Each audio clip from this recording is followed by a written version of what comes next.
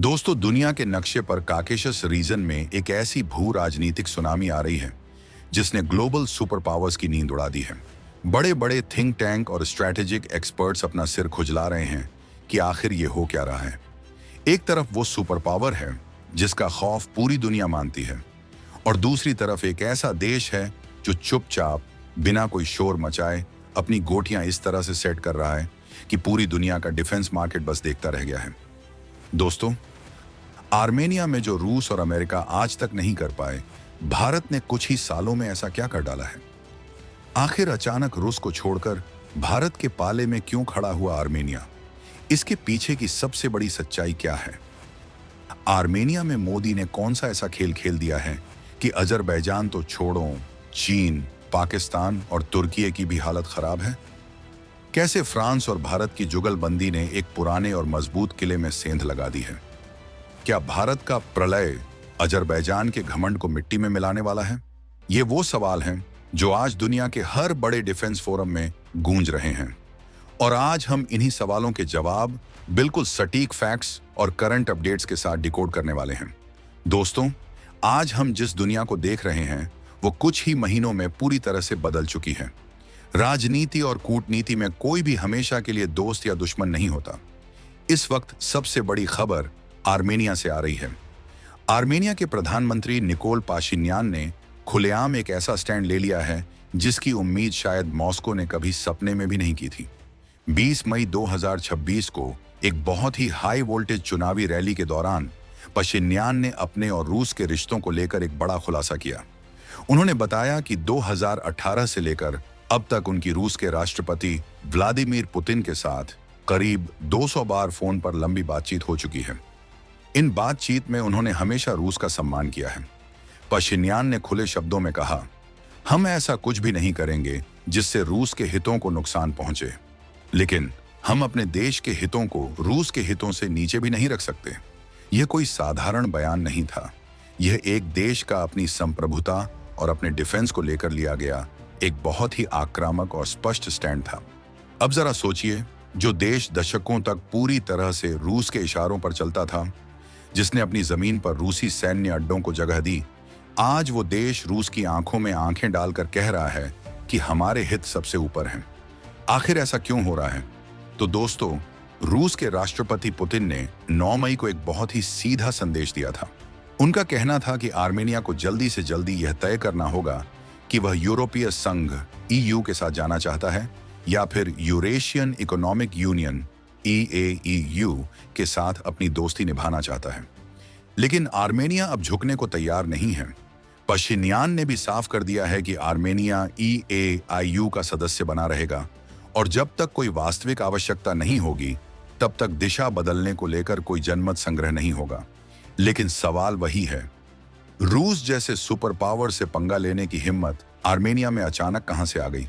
वो कौन सी पावर है जो आर्मेनिया की पीठ पर हाथ रखकर खड़ी है? तो दोस्तों, यहीं से एंट्री होती है नए ग्लोबल पावर सेंटर की। यूक्रेन के मोर्चे पर रूस का फोकस जैसे ही शिफ्ट हुआ, दक्षिण कॉकेशस की पूरी जियोपॉलिटिक्स में एक बहुत बड़ा वैक्यूम यानी खालीपन आ गया। आर्मेनिया, जो पिछले 6 से 7 सालों में अजरबैजान के खिलाफ अपनी सुरक्षा सुनिश्चित करने में स्ट्रगल कर रहा था, उसका रूसी हथियारों और सुरक्षा गारंटी से भरोसा पूरी तरह उठ गया, और इसी भरोसे को जीतने के लिए एंट्री हुई भारत की। भारत और फ्रांस आज आर्मेनिया के सबसे बड़े डिफेंस पार्टनर बनकर उभरे हैं। भारत ने आर्मेनिया को सिर्फ खोखले वादे नहीं दिए, बल्कि ऐसा डिफेंस हार्डवेयर दिया है जिसने अजरबैजान की रातों की नींद उड़ा दी है। आज की तारीख में रूस को पछाड़कर भारत आर्मेनिया का सबसे बड़ा डिफेंस एक्सपोर्टर बन चुका है। जी हां, आपने बिल्कुल सही सुना। जो देश अपनी 90% सुरक्षा के लिए रूस पर निर्भर था, आज वहां रूस का शेयर 10% से भी कम रह गया है। और दोस्तों, अब बात करते हैं उस असल मास्टर स्ट्रोक की जिसने दुनिया भर के रक्षा विशेषज्ञों के होश उड़ा दिए हैं। 2022 से लेकर अब तक आर्मेनिया ने भारत से करीब $2 अरब यानी 16,000 करोड़ रुपए से ज्यादा के रक्षा उपकरणों की डील साइन की है। यह कोई छोटी मोटी रकम नहीं है। यह भारत के डिफेंस एक्सपोर्ट के इतिहास का सबसे सुनहरा पन्ना है। सबसे पहले बात करते हैं Pinaka multi barrel rocket launcher की।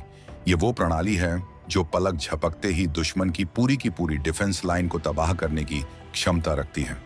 आर्मेनिया ने भारत से Akash one S air defence missile system खरीदा है, जो आसमान से आने वाले किसी भी खतरे को हवा में ही भस्म कर सकता है। इसके अलावा ATAGS 155 मिलीमीटर टोर्ड howitzer, Swathi weapon locating radar और मार्क ट्रक माउंटेड तोपें आज आर्मेनियाई सेना की रीढ़ बन चुकी हैं। लेकिन सस्पेंस यही खत्म नहीं होता।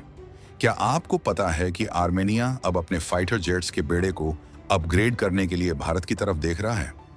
आर्मेनिया अपने Su-30 फाइटर जेट्स को भारत के Su-30M के आई स्टैंडर्ड के हिसाब से अपग्रेड करने पर विचार कर रहा है।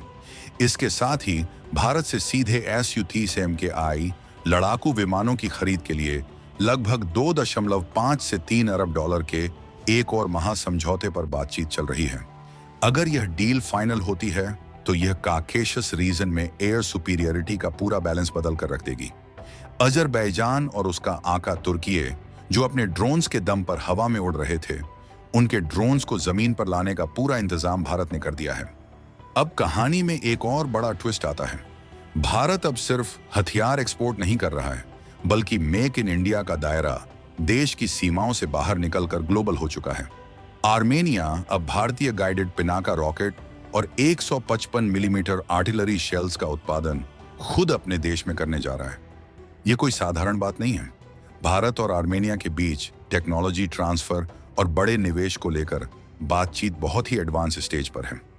आर्मेनिया की रणनीति बिल्कुल साफ है कि संकट के समय में सप्लाई चेन में कोई रुकावट नहीं आनी चाहिए। इसीलिए वो भारत की मदद से अपने ही घर में डिफेंस मैन्युफैक्चरिंग हब बनाना चाहता है। अगर बातचीत इसी रफ्तार से आगे बढ़ती रही तो 2026 के अंत तक पहला बड़ा MOU साइन हो सकता है। 2027 तक मैन्युफैक्चरिंग प्लांट के लिए जमीन और मशीनों का सेटअप शुरू हो जाएगा और अगले 2 से 3 सालों में आर्मेनिया में भारतीय तकनीक से बने पिनाका रॉकेट्स का फुल स्केल कमर्शियल प्रोडक्शन शुरू हो जाएगा। आप सोचिए, यूरोप के बिल्कुल दरवाजे पर भारत अपनी डिफेंस मैन्युफैक्चरिंग का झंडा गाड़ने जा रहा है। इस पूरी डील में एक ऐसा नाम है जिसने पूरे पाकिस्तान और अजरबैजान के खेमे में हड़कंप मचा दिया है। वो नाम है प्रलय। रिपोर्ट्स के मुताबिक आर्मेनिया भारत से प्रलय मिसाइल हासिल करने की कगार पर है। जैसे ही यह खबर बाहर आई, इस्लामाबाद में बैठे स्ट्रेटेजिक एक्सपर्ट्स के पसीने छूट गए। दोस्तों, पाकिस्तान का एक बहुत बड़ा थिंक टैंक है, centre for international strategic studies CISS। इस थिंक टैंक ने सोशल मीडिया पर सरेआम अपना रोना रोया है। उनका कहना है कि भारत अपनी 300 किलोमीटर मार्क क्षमता वाली प्रलय मिसाइल का एक्सपोर्ट वेरिएंट आर्मेनिया को दे रहा है, जो कि दक्षिण एशिया से बाहर एडवांस मिसाइलों के विस्तार का एक बहुत ही खतरनाक संकेत है। पाकिस्तान को डर है कि अगर आर्मेनिया के पास प्रलय आ गई तो उसका दोस्त अजरबैजान पूरी तरह से बैकफुट पर आ जाएगा।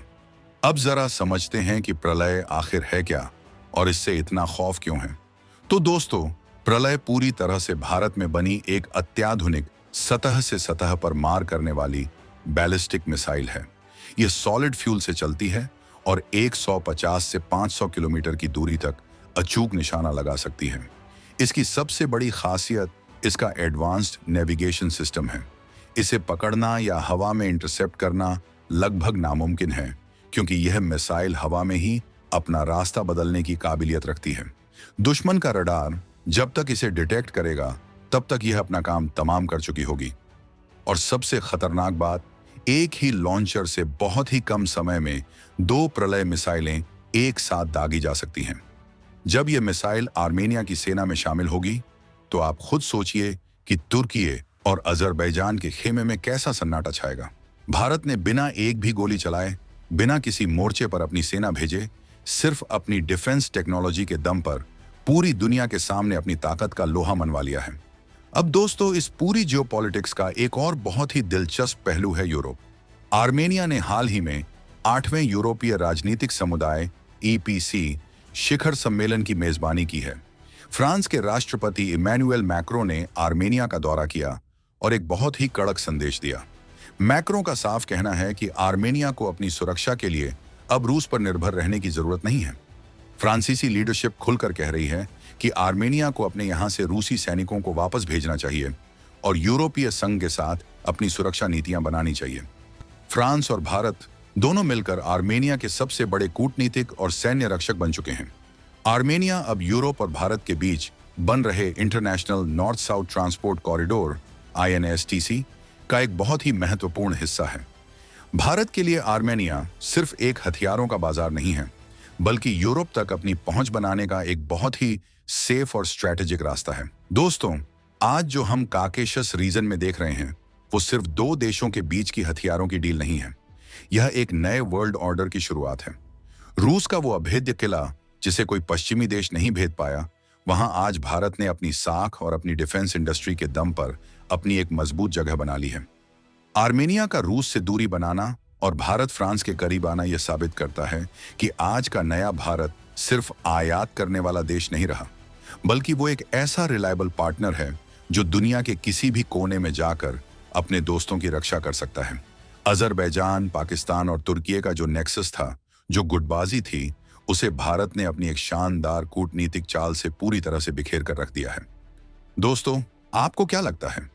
क्या भारत का ये आक्रामक डिफेंस एक्सपोर्ट वाला रूप हमें एक ग्लोबल सुपर पावर बनाने की दिशा में सबसे बड़ा कदम है? क्या पाकिस्तान का डर बिल्कुल सही है? नीचे कमेंट बॉक्स में अपनी बेबाक राय जरूर दें।